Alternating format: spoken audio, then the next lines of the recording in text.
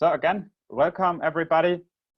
I just want to give you a quick reminder and also introduce myself maybe. So I'm Alex and I'm one of the organizers of Open Hardware Leaders. And I'm here today with Jose, who is also an organizer.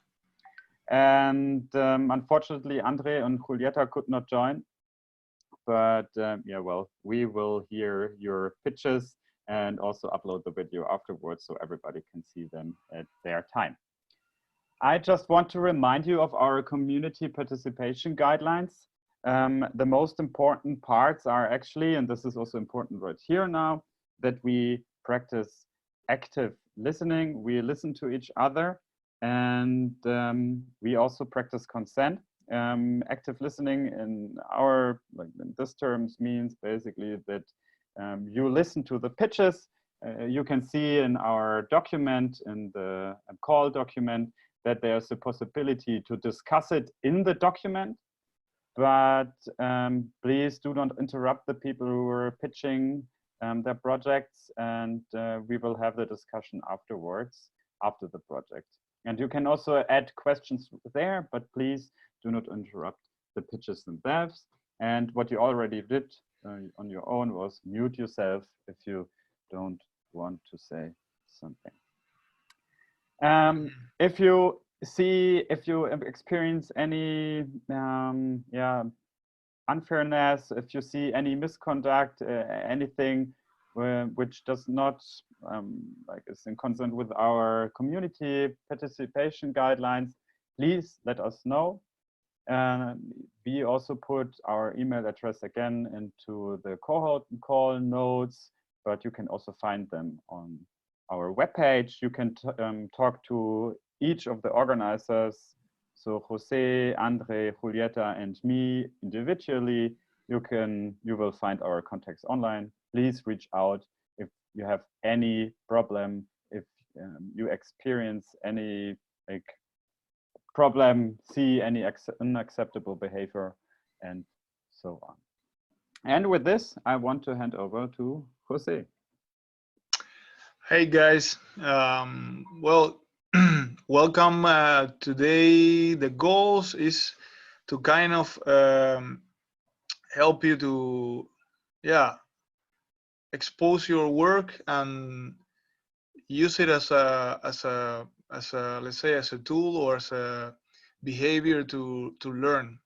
The benefit of working open and open source is that you don't need to be afraid of exposing your work because you're already working open, so use that on your advantage.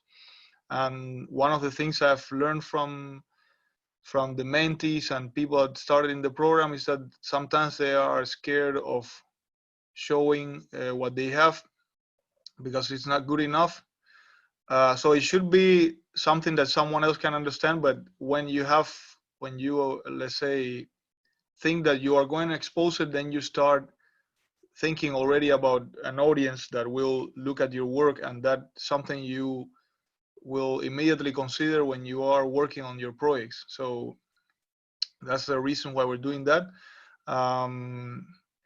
And let's try to focus on see how you have expressed your next steps, your experiments and tests based on your value proposition, because the whole point of doing all these things that we have done is to end up with action points. And the idea today is to see how you guys have translated those learnings and hypotheses into concrete next steps, experiments and stuff. So the idea or the spirit of the pitch is to actually do that. So I wish you good luck and cheer you guys to do it the best you can. And yeah, I think I will welcome Mentee Salman Faris to start with his project. If you want to share your screen, please share your screen.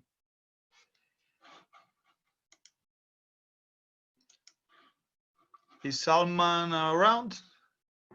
Yeah, I'm here. Hello? Yeah, great. Okay. Please wait. My network is very slow. All right.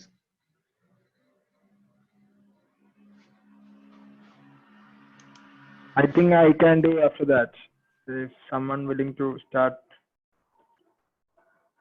Oh, someone else. You mean you're asking for someone else to?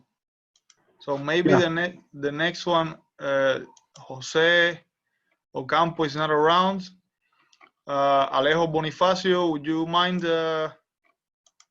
starting with your pitch? Okay.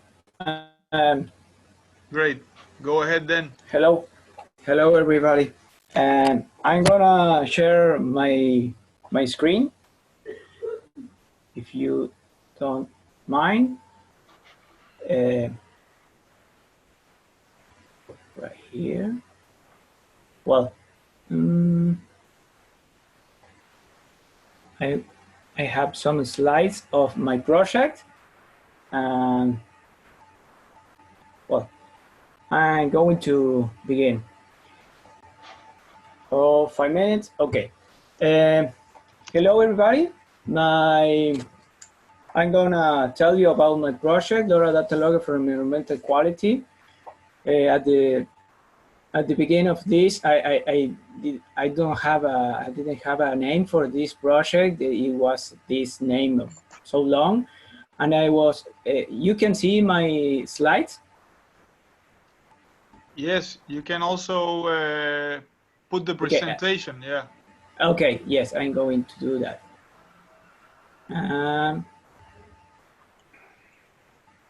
Okay, you can see it?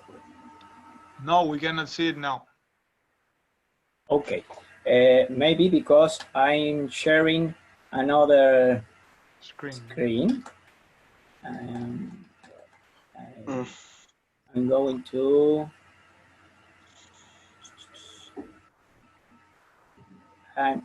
yes, I'm going to okay. I'm going to share the presentation. It's okay? Yes. Okay.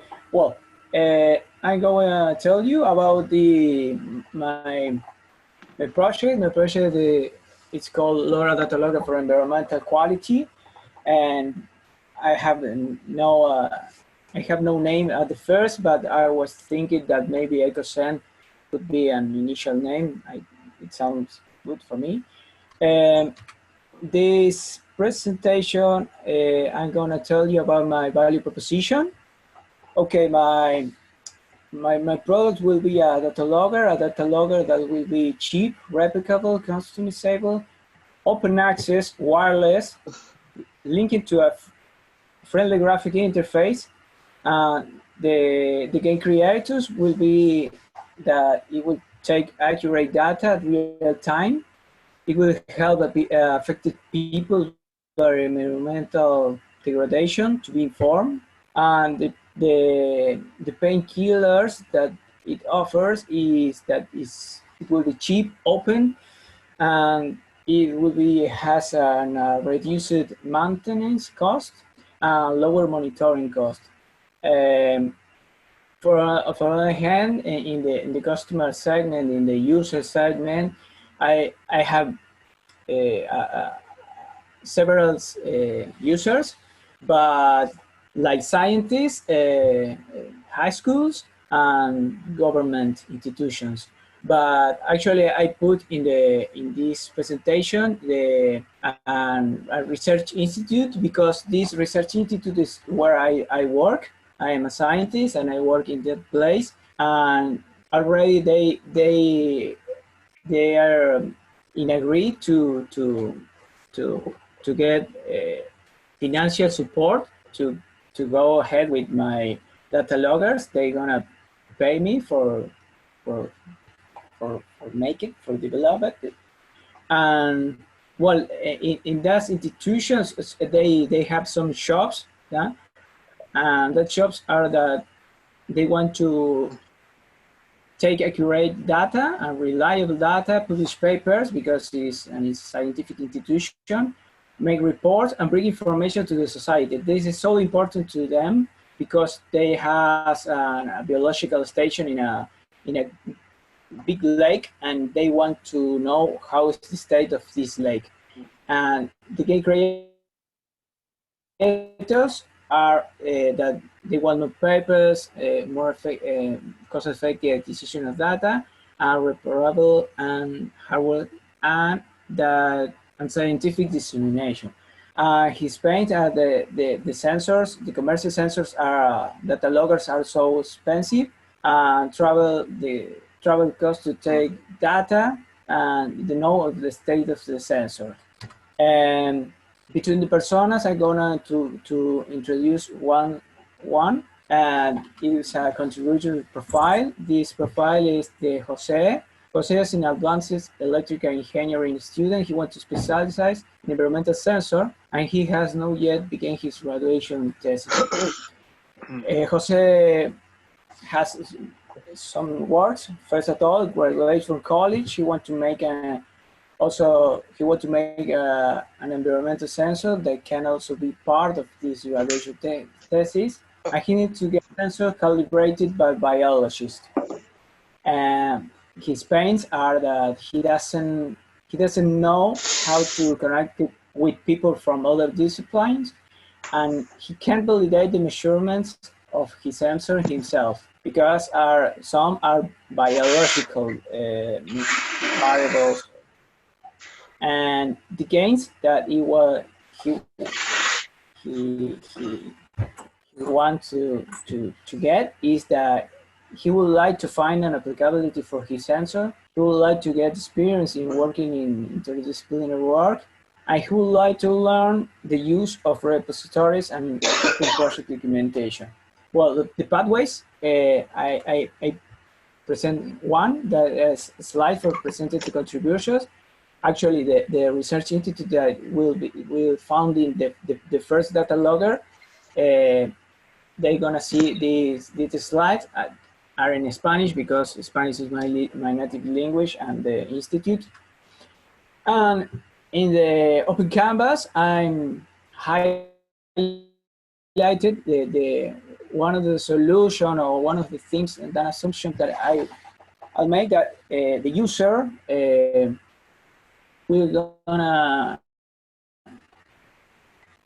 will need or like with the idea that open database with environmental information, and I want to test that, and for test that for the open database, well, I believe the users are interested in put the data logger collected information in an open database, and to verify that, I will gonna do a survey, no? And to measure that, I'm gonna see how many users agree to make your data open.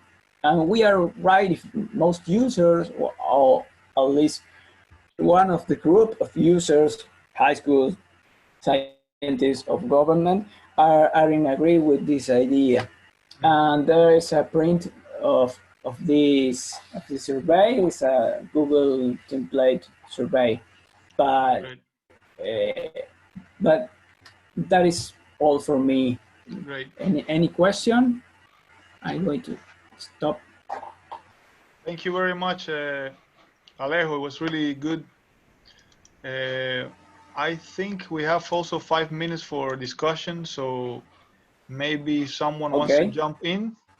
And this time I will make a sign of that we have 1 minute, or maybe I do it per minute so that you guys know more or less the time that we have.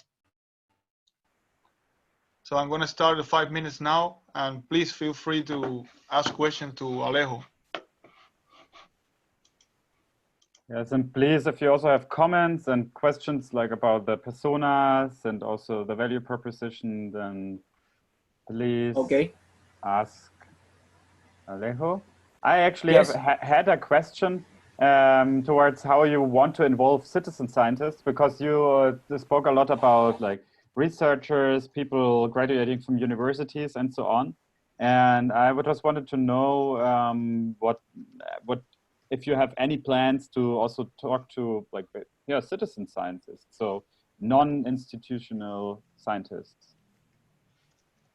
Yes, Well, right now I'm focusing in this scientific user because they want to a data logger, Mm-hmm. and they are founding the development. For high school, my idea is that uh,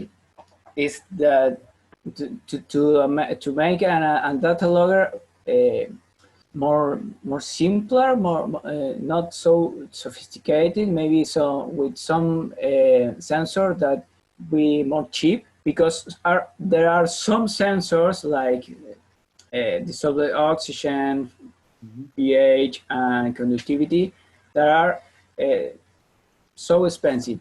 And but maybe with sensors of temperature or turbidity, it will be possible to make a cheaper data logger, and this will be the cheaper version of this data logger.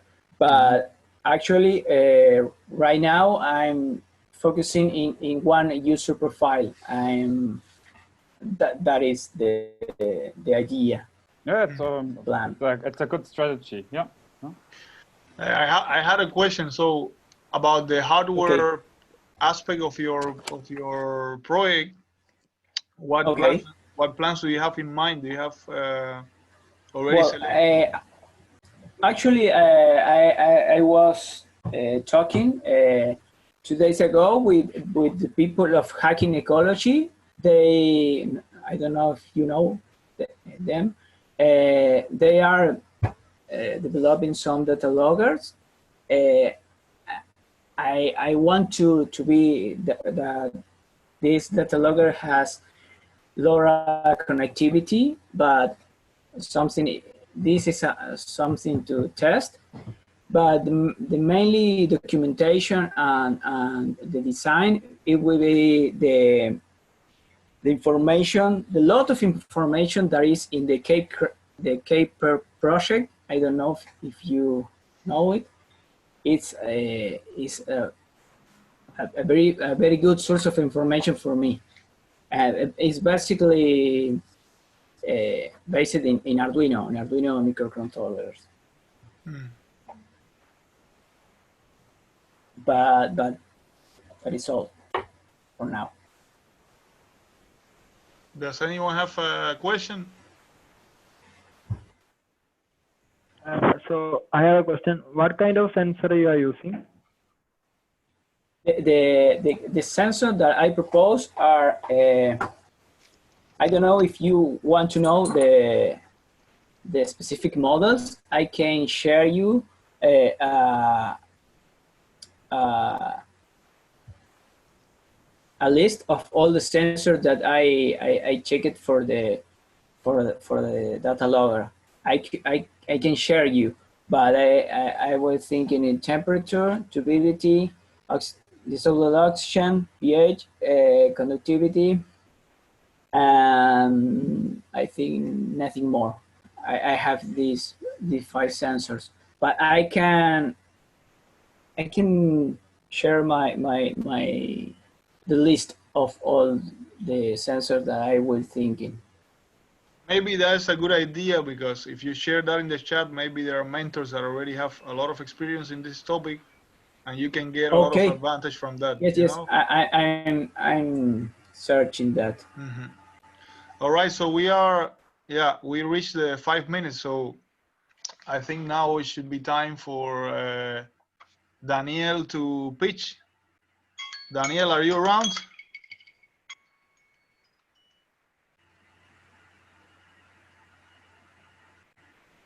Is Daniel around?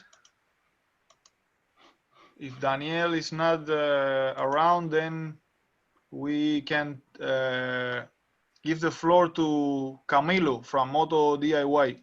Camilo, are you there?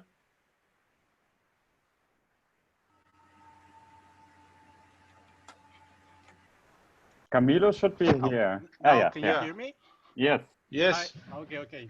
It's just like it was disconnected, the microphone. All right. Hi, guys. Very nice to meet you. I'm really excited with this program, as I said before. So I'm just gonna jump to the presentation.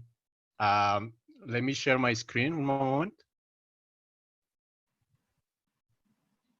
So can you see my screen? Yes. Okay, great. I'm gonna keep it like this so it just doesn't go out. So like everybody knows robots, right? And like we have seen how important it is to learn how to code. So like 5 years ago, I saw like it was very important to like teach how to build robots, right? And I see that many people, and in the schools especially, they're starting to like have this need. It's like their main jobs.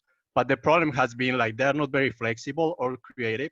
It's very expensive. Like even though there's very great solutions with Legos and other stuff that maybe you have seen in the edtech industry, like they are really expensive, or like so like many not many people can really have access to it.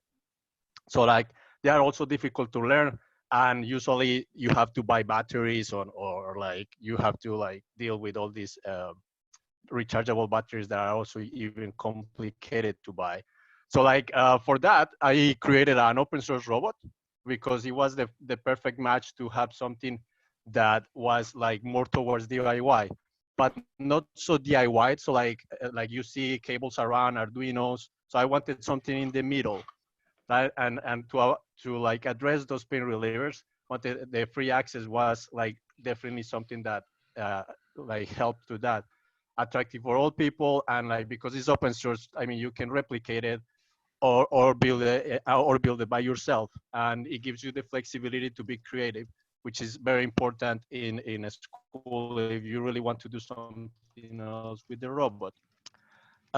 Jumping here to the value proposition. So like you can see like the solution is also like 3D printable, because like that will give also the flexibility to design your own robot and to like adapt to any kind of curriculum for a school.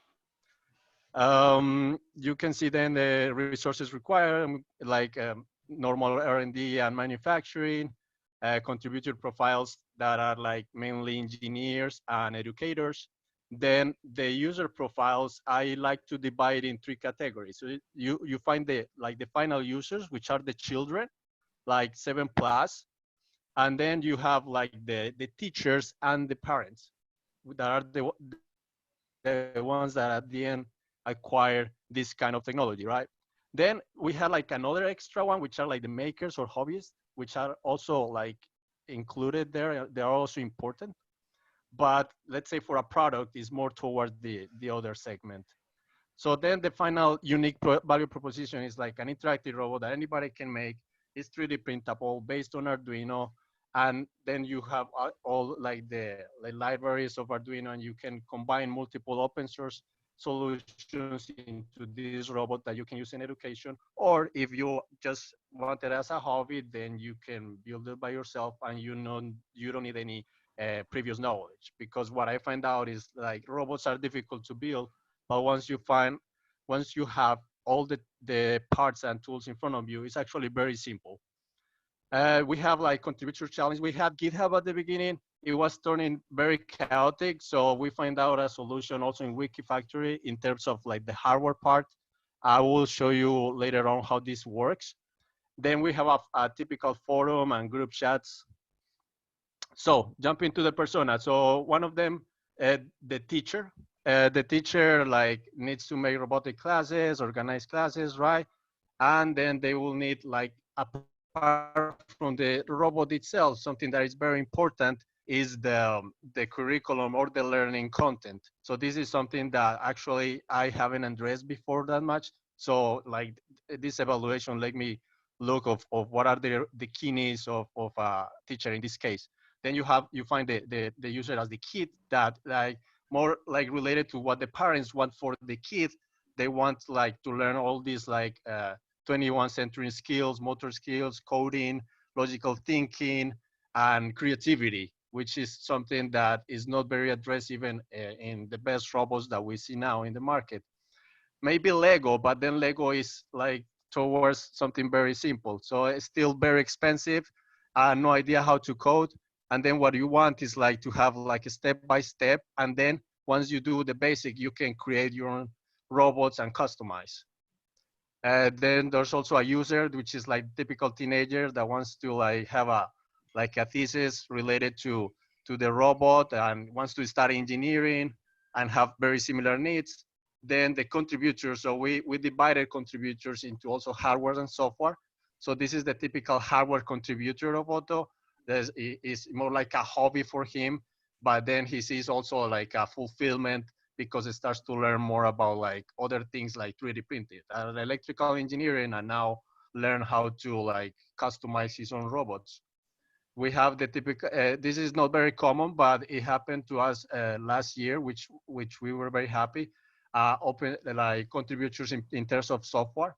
So like it can help to develop apps or other softwares that we can use to program the robot. The pathways, just to be very quick. So like, for example, Jason, the one we saw before, he find by browsing, find Otto, by Googling, visits the website, then to be a participator, then becomes an Otto builder. That's how we call somebody that is a member of the community. Maybe join the forum or just follow us in social media, then share posts and invite friends to join community too. And this is the part that not many pass, and we would like to work more on this, is like contribute with fix, new 3D models, remix. And even though we got now a lot of them, but like we see that there's still a barrier there. And the last one that we started last year, become a leader, which is like actually promoting in offline events the project. Here you can have a more graphical view of what it is. So you, as you saw, software and hardware divided. So if like somebody wants to contribute, we would like it to be in GitHub because it makes sense, right? But for hardware, GitHub didn't give us all the like supply all the needs that we have in terms of 3D and like more like videos and even some files that you can preview. So like we find Wikifactory and have helped us a lot. And thanks to that, we have like more than 70 projects related that are like remix of Otto or inspired by Otto. So then it was good, this exercise, because we find out like two special like important hypotheses. We find out that actually, even though Otto is 3D printable, many people want a modular robot, which is what you expect to have in a robot, right? To be modular, that you can like change in different parts. Not being like Lego again. I like to mention it a lot because maybe it's not like the appropriate solution for like more advanced robotics, let's say, but having some sort of like a structure that you can rearrange, right? So you have this typical robot, but then if you want to put wheels, you have to 3D print another part. What if you can just like change a little piece or something? So this is what we are like examining. So you can see the experiment. Like we would like to check other toys to find out solutions, or maybe other robots that maybe we can adapt to what our needs. We will need a 3D printer, of course, research, and then the metric is going to be like modularity, or how many robots you can make, how many things you can make with the parts. For example, with these parts, you can only make this robot, but if we design something that maybe can make at least 3 robots, that's already an achievement. And then that's the criteria, like how many samples we can make from that, and that will be like to find out if actually it's valid, the idea. Rechargeable, something that we saw all the time in workshops we do. Like they want something rechargeable because like otherwise you have to buy alkaline batteries. But then the problem is that the rechargeable ones are not easy to find in the market. So before that, we actually need to like test what kind of rechargeable battery we need for Otto. So for that, we are gonna do testing of different types of batteries, check how long they last with the robot, depending on what the robot is doing or in a workshop. And depends on that, then like we will see if the battery can be like also purchased by the school, if the school actually want to have it, if it doesn't have some safety issues. That's also something important. And yeah, that's pretty much what we did in these 3 weeks. I'm open to any questions. Thank you very much, Camilo. Yeah, it's a really beautiful project. Yeah, does anyone has a question? I think you took 10 minutes which is great because we get to see the awesome work you're doing. Yeah. I really try to compress, but it's yeah, like, it's a challenge. It's a challenge. I practice, but like somehow I like got excited to Yeah. talk more. It's good. It's good. But yeah, I think you have a lot of nice questions. So I ask you a question. Are you familiar with print bots? But probably you are because you are talking about 3D printable bots. So that's kind of answered. Okay, yeah. I saw it before, but I actually haven't checked. So what is like the main thing about these print bots? Well, it's basically the same idea of allowing people to print these robots, especially the mechanical parts, because it just makes more sense if you have a 3D printer around. So that's pretty much the idea. Yeah, because I think I saw it before. If it's the project that I'm thinking from Spain, or like so yeah. Well, actually, like Printbots was like one of the beginnings of Zoe, and Zoe was the project that I got inspired on to make Otto. So it's like it has been like a chain of that.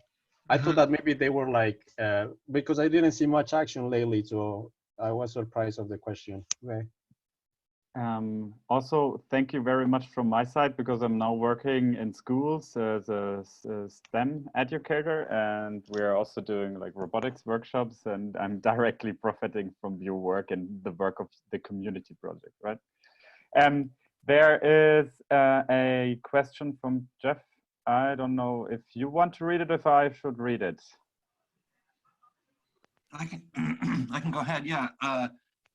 Sorry, I'm like a shaft of light, so I'm very dramatic. Very Caravaggio. Yeah, I worked on this Lego spectrometer, and I just wanted to know, I really appreciated your consideration for who are the Lego community, is it appropriate? You know, thinking about materials, not just in terms of their functionality, but about who they are and the pros and cons. But I did want to note that we kind of made a Lego spectrometer kit because it was cheap to buy used Legos. There's a great market for used Legos. It's very inexpensive. It's international as well. However, we also wanted to make sure we didn't exclude people who really like to 3D print, because some people just really love it. So we kind of made that bridge by creating an interface that was a Lego standard, but it was also 3D printable. So I think there's strategies like that you can use. So there may be one that you think is really the one you believe is the right one, but you can also leave the door ajar, you know, for other people. So that's kind of a neat idea. Maybe it'd be interesting to consider. No, I think you're right. I mean, I talk too much, like a little bit negative about Legos, but don't get me wrong, I love Legos. No.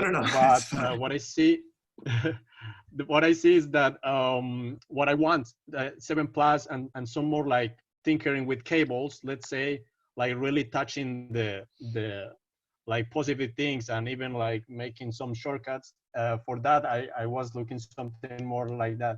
Actually, I'm thinking to create a bridge between the world of Lego and the world of Otto. That will be interesting. So like everything can be together. The problem is like when the kids spend too much time with Legos, then they get spoiled, and that's what I don't want. So like it has to be a balance, right? A balance. Yeah, I think we can. Great, yeah. Thank you. Yeah, so there is a lot of nice questions, and I think it's interesting to keep open the discussion and these kind of questions in the chat, because that's why we have the chat, right? And Camilo is really active in doing that, so he's kind of leading in creating conversations. But I would encourage people to share whatever they have also in the chat, and ask for feedback, because we are open for that. And yeah, I think we should move to the next speaker. And we have in the line Gonzalo from Corchea. Are you around, Gonzalo? I don't know if. Yes, yes, yeah. Did you hear me? Oh yeah, great. Yes. Are you robotic or? Yeah, I hear you. in that way. Hopefully works anyway. Sorry in advance. I think for me the audio is really bad. I don't know Yeah. how it's with you, but is it possible for you to know if you Maybe, yeah, maybe I don't know if turning off the screen will help something, but for some reason the audio is coming with a lot of noise and cut it.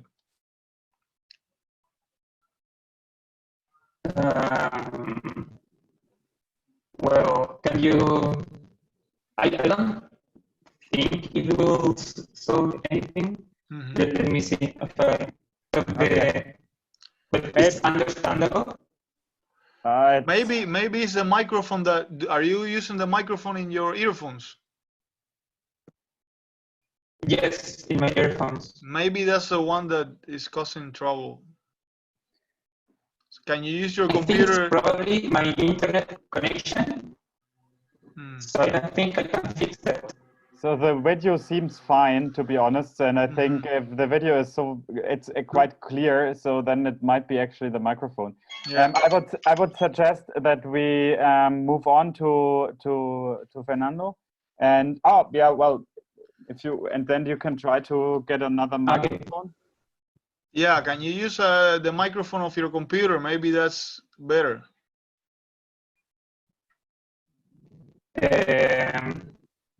Let me think. I don't know how to do that.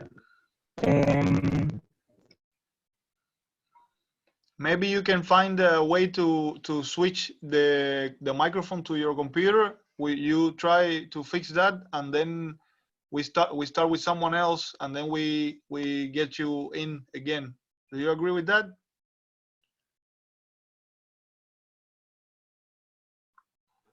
You can check and yeah, okay, I guess. Let's just write him that we're gonna move with someone else, and right? Yes, exactly. All right. So Fernando is not here, I guess. No. Fernando. Fernando. Nope. Okay. And then it's actually Barbara. Barbara. Hello. Do you hear me? Yes, we do. And do you see me now? Yes. Yes. Hello. Hello. I'm Barbara. This is Benedict and René, my two colleagues. We're from the UC2 team. And yeah, thank you for support. Yeah. So the UC2 project is like a general purpose toolbox, a platform for building optical projects. We are trying to be something like Arduino, but for optics. The basic idea is that you have a cube that carries optical components, also other things, mirrors, lenses, cameras, and so on. And you build them on magnetic base plates. So it's easy to build, easy to change. And we try to create something like an open standard, because the cube is always the same, and you have an insert that defines the purpose, and you can then bridge. I had my notes there. Sorry. Thank you. You can hopefully bridge various projects together by making them always fit to this size. The designs are ours, and the cubes right now are 3D printed, so we can easily implement other ideas, other things. And we intend to offer an alternative for both education and research, because it's cheap, it's simple, and it can be easily reproduced. And we also organize workshops to both introduce the project and to get it to the users. And of course, everything is open source, so it can be found in our GitHub. And we have assembly manuals, recently also video tutorials on YouTube. And hopefully then everyone can reproduce it, use it, build it, and be happy with that. You two are great. we are trying to address quite a broad audience, and I would like to mention 2 user personas and 2 contributors. So the first user we would like to address would be like a high school teacher that can use a box like this size that has multiple components from which you can, in an interactive way, show what a lens does, what's a telescope, how does a simple microscope is built, and so on. And because it's cheap and compact and can be reproduced, so the school can build them on some kind of project basis on their own and then have them to be used in the classroom. Another user would be a lecturer or teacher at a university or some kind of other facility which could use a more complex version of this box that also includes electronics. We have implemented Raspberry Pi cameras and ESP32 for controlling mechanical stages and so on. So it can be used to demonstrate various principles of microscopy, but also as a simple alternative for different imaging methods at an imaging facility, for example, and so on.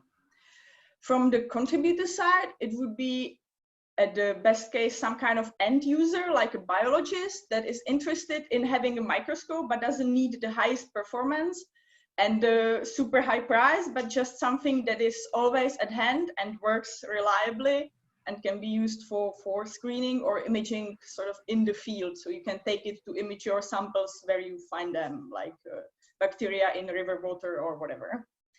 And the other contributor that we are dreaming for, and don't have that many of those yet, would be like a hacker, maker, who would, let's say, get familiar with the toolbox and then improve it of more ideas, improve the hardware, software, or all the various parts of this. The pathways we use to communicate to our users. So we learned that the documentation is everything. So we're trying to have a well-structured repository on GitHub with good readmes, good documentation for the assemblies to make it really easy for someone to start with the project and to lower the entry barrier. We also have a web page, as I mentioned now, video tutorials, and we organize workshops to bring this to people. And because if we can introduce it ourselves, then they are less afraid to use it and then maybe spread the idea. And also this week we published a preprint of our paper on bioarchive. So can be seen there. And the project is already around for like 2.5 years, so we're kind of advanced, but I would still like to mention the core hypothesis we have, and we're trying to confirm or build on them. So the first idea would be that by having a certain open standard that can bridge various areas, and by having a system modular, you can offer solutions and tools to people in different fields that can easily then do experiments. Second idea, that is when it's open source, and not just open source, but based on available components and on easily accessible things, then the science becomes accessible for a broad audience, not just to a few people who are employed by research institutions who have enough money to buy all the equipment. Third idea is that the documentation is super important, and that by having good documentation, we can lower the entry barrier to science. Then also, as I said, we have the 2 main branches. One would be education, the other one is research. And we believe that it's good for both of these fields to have some kind of cheap and accessible alternative to the currently available methods, options. And the last idea is that with this project, we support the interdisciplinarity, and we make the experiments reproducible and easy to reproduce. So even if you're not a physicist, an engineer, biologist, or whoever, you can build a microscope, for example, based on our setup and use it where you are with what you have, more or less, and you can do science yourself if you just want to. That's what I mostly wanted to tell. Do you guys would you guys like to add something, or do you just here to make fun of me? We are here to support you. Okay, Exactly. then that's it. Thank you very much. A lot of questions. Yeah, thank you very much. There is a lot of things happening in the document, so I advise you to check it out and I see. and see all the comments. Yeah, as I said, thank you very much. You seem like a great team, so keep up the good mood, and it seems really nice and that you're having fun working on this project. A lot. Oh yeah. Yeah, are there specific questions? Jeff, do you want to say something, ask something? Oh yeah, I answered some of my own. I love the project. I was actually curious about the compatibility, like what's the easiest way for us, at Public Lab. Well, I'm no longer completely with Public Lab, but Public Lab distributes like some different very cheap like diffraction gratings and collimation slits and stuff. Is there what would be the easiest way for us to indicate that we're compatible with your system, which I think would be a great way to show support too? Sure. So I would like to share the screen for the moment, which is here. There, yeah. Here, this one. I guess, yeah. All right. So basically, the idea would be, so you go to our GitHub page, which is this here, and we have something which is called Modular Developer Kit, and this basically gives you at least an idea about how to start developing an insert which fits into the cube. So the idea is you have a cube, it's always the same, and well, of course, it's placed on a grid, and so the function is basically defined by what's fitting in there, and there's an example, for example, for these Thorapps components, but basically everything can fit in there. So we give 2 examples. And there's also a link for the video, which is, I think, online here. Yeah.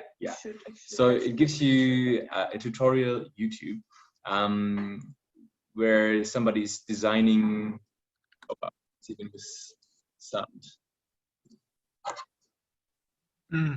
Yeah.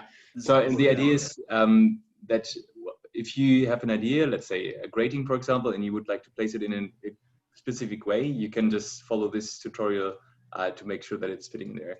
And the size can just vary in all dimensions, basically. So you can have like a 1x1 cube, but also 2x1 or 2x2 or whatever. So it's pretty open. That's the idea. That's cool. That's awesome. I mean, this is maybe digging a little more detailed than necessary now, but I'm just very curious because it's a cool project. I don't know if like a standard projector slide would fit in the 50mm grid, but it might, how there's boxes to store slides where it has rims for multiple slides to sit in a row. I wonder if it would be possible to like have a standard part that is essentially a slide adapter, and you could insert a slide at any position, almost like a little slide bookshelf. And then, like actually gratings are already sold on slide backing for reasons I don't completely understand. But it's a common way to distribute like film-based, filters and optical things for some reason. So I might be an interesting one to put out there as a quick way to insert flat media into the system. It's really cool. Great work, folks. It's amazing. Yeah, so we do have something. If you have a look on our GitHub page, there's something which says projector eventually. So maybe this is the one you want to have. So it's like a slide projector from the back in the days. So there's like a torch, and eventually you have something which holds like your this thing. Right, and then you have like another lens to project the stuff towards the wall. Sure. So to just demonstrate how a lens works. This is possible. And regarding the grading, we also have like a spectrometer online. We have not fully tested it, so it's based on a DVD disk, basically. Yeah. Grading, yeah. The same as Public Web does this too. It's great. Awesome. It looks like a really cool. I love the modularity. Great work, folks. Yeah, Thank you it's very great. much. Thank you. Thank you. Yeah, and have a look at our paper. Just came out. Just as a side note, you can also post the link to your paper in the meeting notes if you want. And I think we should move on to the very first project, to the river monitoring system from Solomon. If you are still here, so we still make it, we can hear about your project too. Hi, can you hear me? Yes. Okay, I'll share my screen. Yeah. Okay. We should. Can you see me? Yeah, we can see your screen. Okay, fine. So first, I will explain the problem. So the river monitoring system, as its name says, is for to monitor the rivers. So the problem statement is the river monitoring system for to monitor the river water level and water quality to prevent the flood. So I show you something.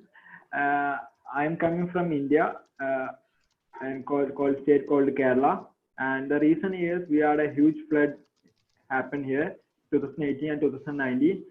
The problem because of 34 out of 55 dams within the state were opened the same time.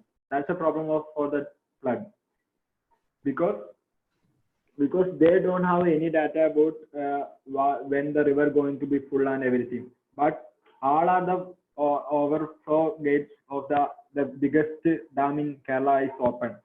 So that's why the most of the cities like Chenganur, Edanad, and some cities are flooded, and 483 people are died, and 140 people are missing due to the unorganized dam open.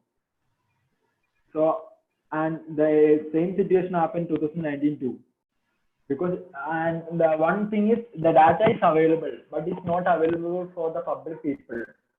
We need to pay for the but we don't have that much data because the dam authority is only measuring the data only once a day. So that much not possible to predict the flood. So after that, there is an hackathon happened in the by Mozilla. It's called Open Hack. I wrote a blog about that. So the main goal about the hackathon is it's not a competition, it's a collaborative one. So some people in the area of tech and community and everything will gather and will focus on the same problem. So I was most interested about the monitoring the data because most of them building some rescue application, Android application, web application, something like that. But these are my team from the hardware hackathon. We thought, what if we can predict the floods and it will help to reallocate people from the nearby the river and something like that. and we actually come with some parameters and also most of our team from the most of the team from the hardware side and some of students and engineers, something like that. And we also met a team from the working with the machine learning, and they asked us if they need some data to predict the flood. If we give some data to them, they will predict and like that. So they give some parameter to us like that. You can see the dam data is actually available from Kerala SLDC, but there is not provided data. That's a funny thing. And after that, we did a small flowchart diagram. Basically, we are collecting from the sensor data, and first we thought to passing using a LoRa, and it will go to the gateway, and it will the gateway is powered by cellular, and it will show the cloud, and it will provide an API or web application like the citizen and will work. And finally, currently we are working on a cellular thing because in here the LoRa is not established one. So we thought we can use the already established cellular network. And the prototype, for the prototype, we are using the ultrasonic sensor to measure the river monitor. And this sometimes blocks picture. This was the end of the enclosure for the device. Okay, this some also cover hackathon. So this was the problem and the solution. After meeting my mentor, Jeff, he also helped me to fill the canvas. So he also helped me to work with the key metrics. I actually not looking into the cost and everything, but he told me to more look into that. And the main thing we are focusing on the sensor is a river water level sensor and a flow meter and water quality sensor like that. And the unique proposition is using the information we can prevent the river flood by opening closing the check dam. So government or people can know when they need to open the check dam like that. And also the data will be open, so you can get the access data provided by the API or from the dashboard. So like the water quality sensor is actually very important one. And the user profile will be the citizens and government and the local community groups, also the people nearby the river. The contributors, actually, I saw you some images. Now my team are actually 15 people from various respectives, like students, engineers, and working professionals like that. And we mostly using Telegram to communicate and share some ideas. And the contributor profile being known about, we need some people who know about sensor selection, cellular network like that. And the contribution may be we have a community called Makegram, and we did all the communication here. I'll share the link in the section. And after we also add a GitHub project board. So here we are listing all the sensors and everything. Each of the members will list the sensors and everything. And I'll share the anything. Okay. Here is the sensors currently we listed right now. So we checked some actually into the sensor selection. We already did the prototype, but the prototype is built using the NodeMCU ESP8266. But I think it's not feasible because the Wi-Fi is not available in the riverside. So we are looking into a cellular one. Here this one is for the water level. Most of them based on ultrasonic. And we also need a water quality sensor. So we listed some. And we need a water flow sensor. Okay.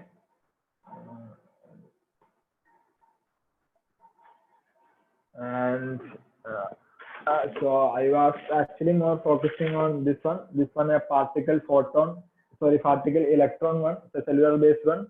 So I was planning to build an MVP using the cellular based one. Okay, thank you. I think it's 5 minutes. Thank you very much. Okay, thank you. Yeah. So if you have any doubts or something.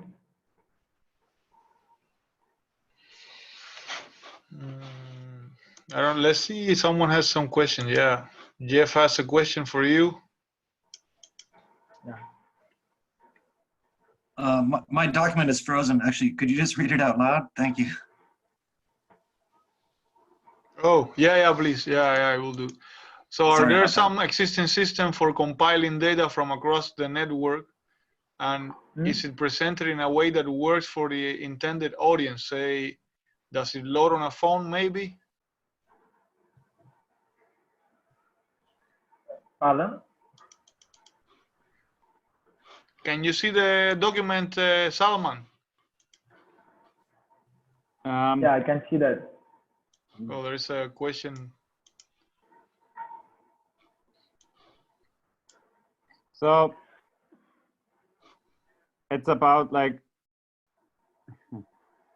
Yeah, you can have you can read the question in the document and answer them there, so we can process to Gonzalo, because we already are a bit over time, and I think it is important that also Gonzalo can speak about his project. Yeah. Gonzalo, are you ready? Can you hear me better? Very Amazing good. and much better. Yeah. Yeah. Okay. I will try to do that. Desktop. Sorry, it's the first time that I use this stuff. No worries. So basically, this is asking me a lot of things when I try to share the screen. Can I share the screen? Is working? No, not yet.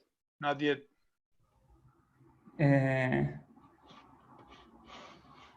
I don't know. This is very confusing, more in Mac because it asks me for permissions for everything. Do you have the slides? Do you have the slides as an online presentation? Because then you can send them to me, and I can share my screen showing your slides. Yeah, I have my slides. How can I send this to you? You can put them in either as a link into the chat, or you can write them into the document as a link, or you can send me. You put it into the Riot channel. You can choose. Okay, let me see. Because system preferences is not open. So if I can open that, I can share the stuff. Maybe I just send the slides and then you give me some feedback, because this is too difficult. Right now, I don't have time to test this thing. Can you send me the slides and I present them for you and you talk? Yeah, okay. So here it is. Chat. Right.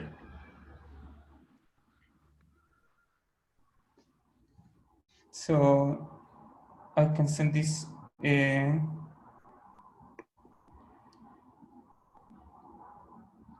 the chat. In Riot. You can put it in the Zoom chat. Can you see it? He sent it to Riot. Okay. Where is it in Riot?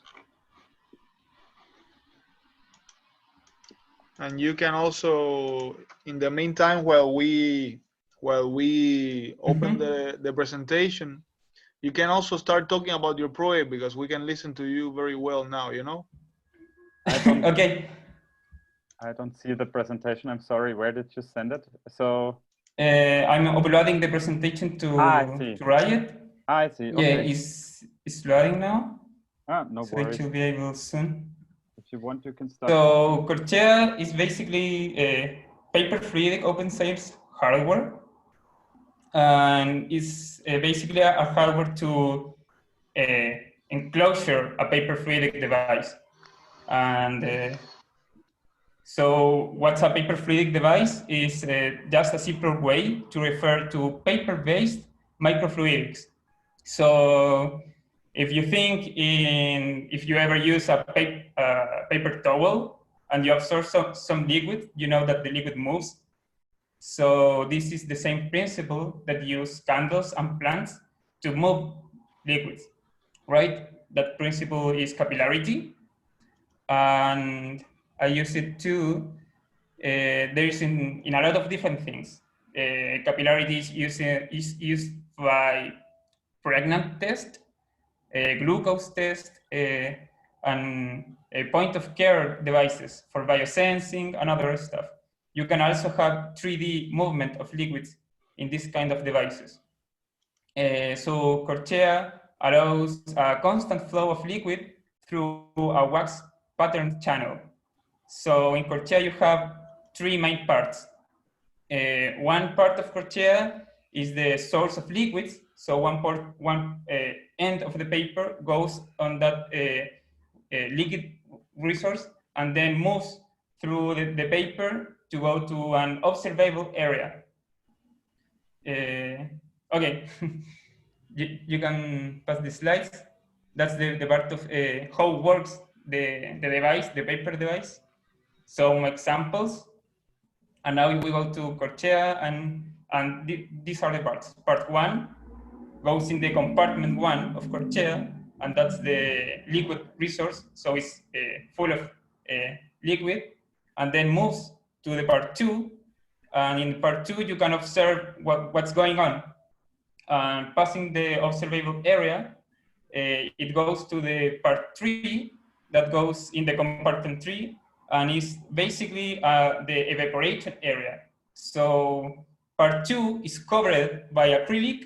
If we go to the next slide, you can see that when you assemble Corchea, in the next slide, you cover part 2 with acrylic, making the input and output of resources. That one, the previous one. So you cover that part with acrylic, and you basically seal that. So it cannot impair the evaporation in that part. So because the part 1 is in liquid, the only part that allows you to evaporate liquid is the other end. So it creates a negative pressure. So once liquid flow totally and wet all the paper, the only flow of liquid depends on the negative pressure that makes the evaporation in the other end. So it creates a constant flow of liquid across the pattern channel.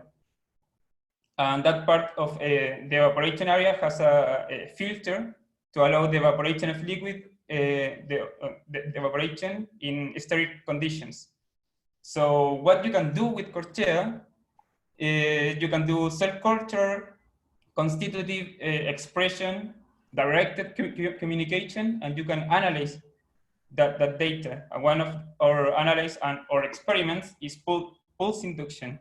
In this, you start with a liquid that is just media, then change that liquid or media for a media with an inducer, and then change it again. So you have the inducer only in one window of time, but this biosensor sense it anyways. So the goal is to make a hardware that allows you to put every biosensor that you want in the observable area, and you pass samples through it.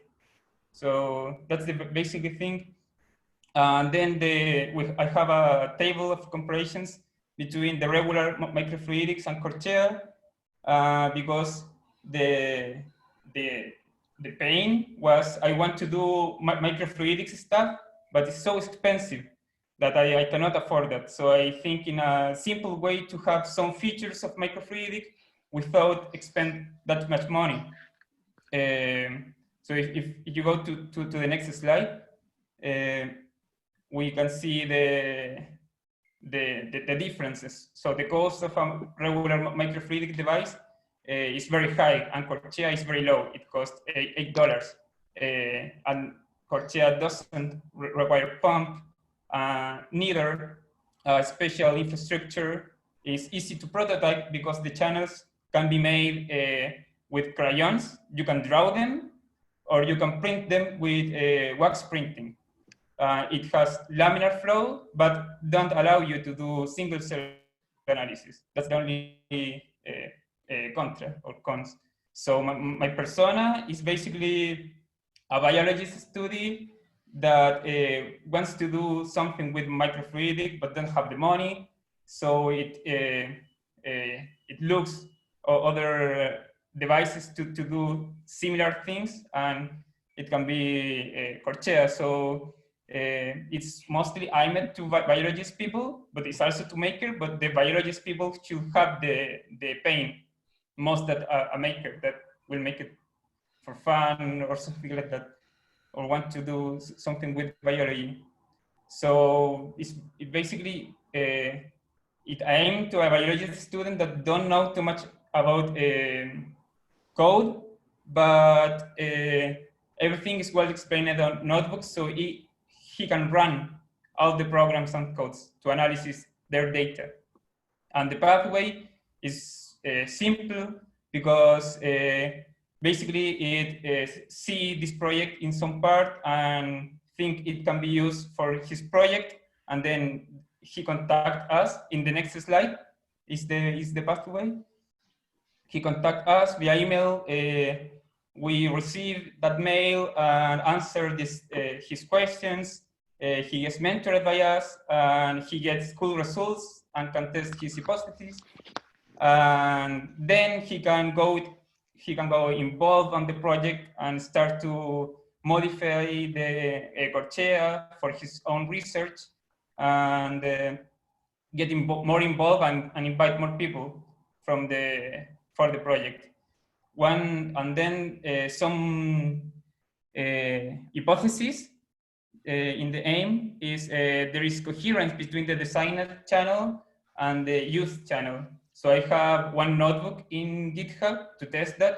It do segmentation of a picture of the device and see what's the coherence between the, I don't know, you want a 5mm channel and you have, I don't know, 4.8. So tells you the percentage of that coherence. So I need to improve the coherence enough to make it more reliable.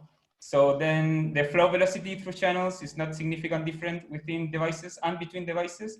So the velocity should be linear and basically the same in all the devices. And if I do an one-way ANOVA between devices, they should be not significantly different. Bacteria growing paper disk on Corchea. I need to do growth curve using OD and colony coating for paper disk with bacteria behaving not significantly different in equivalent channels.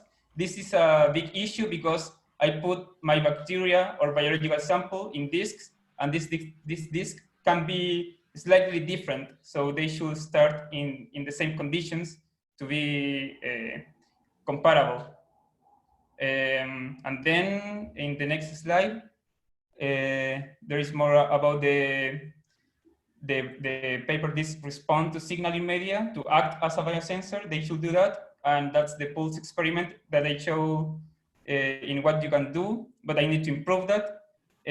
Flow directs the communication of chemical signals. I need to do the experiment of direct communication, in which I put signals that bacteria that responds to our signals at two sides of a sender of that signal. The ones that are upstream of the sender should not sense the signal, so they should not express the fluorescent protein, and the ones that are downstream, they sense the signal and they should express the fluorescent protein.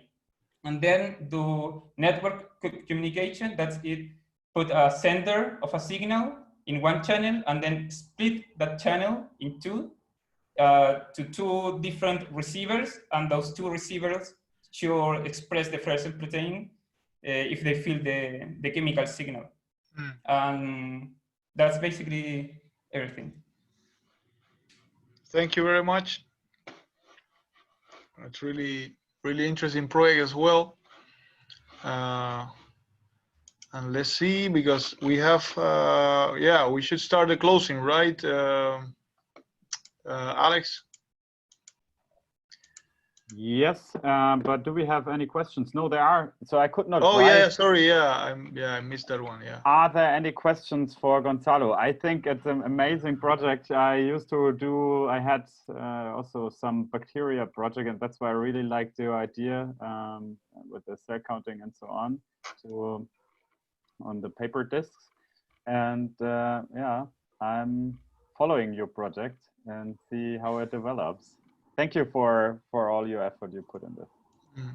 Thank you. Yeah. I don't see any more questions actually and comments in our document, but well, I'd say let's start with the closing. Yeah, and, but it's super quick, and if you have any other questions to Gonzalo, you can write him or you can contact him. He has his GitHub repository, and there are also his contact details. You have a question, Jose? I just wanted to comment that, for instance, for me, there were some projects that presented very consistently their pitch according to what we kind of propose with the value proposition and the canvas and then the experiments. And that makes it easier for people like me that don't understand the details of the field that you're working on, and probably many people. So in some cases, which are really interesting projects, but I cannot follow up because it just goes away from that structure or that common language that we are trying to speak together. So it's a general feedback that if you kind of have a structure to talk about your project, then everyone can really start understanding what you're talking about, especially those that don't really know the context of your product, right? So yeah, that's something I saw that came in some examples.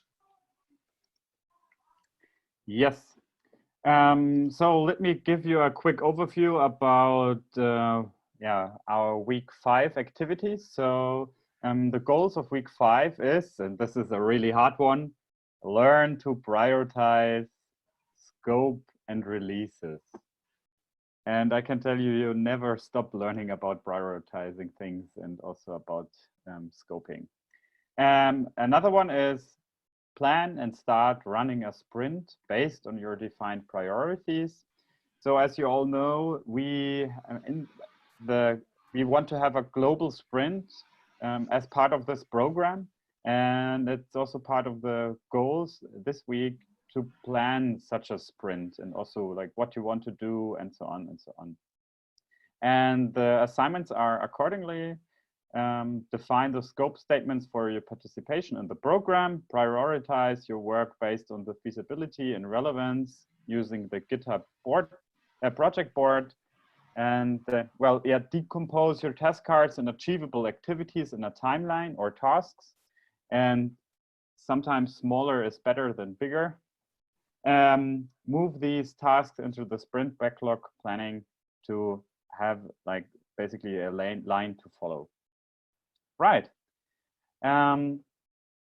Next peer review will be in April the 2nd, at the same time. It's in the week 8.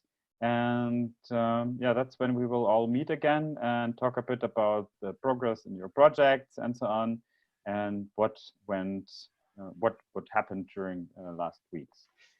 Just a quick reminder, we have this RIO chat channel, which is also linked again here in the document. We also have the program schedule on our webpage if you want to have a quick look in what awaits you in the following weeks. And also something which is really important for us, if you have any feedback for us, please, you can write it down, so you don't have to do it right now. You can just add something to our cohort call notes. You can also write us an email. You can contact us individually. And yes, we would love to hear from you. Since this is a first-time program, this is the very first cohort, and we are also happy having you in our first cohort. All these amazing projects, and we want to develop this program further. And we want to have also a second round and improve it together also with you and with your help. So is there any open question at the moment? If you have a question, please speak now.